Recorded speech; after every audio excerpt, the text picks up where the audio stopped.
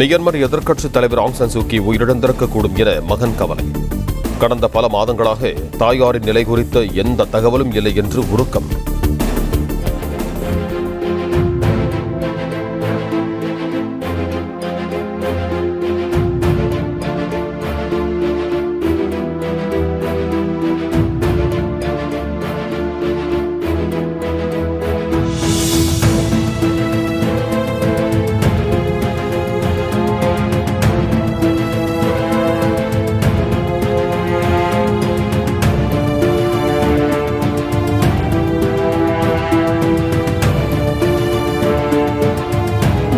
Play store மற்றும் app ஸ்டோரில் இருந்து பாலிமர் செயலியை QR கோடு மூலம் பதிவிறக்கம் செய்யுங்கள்.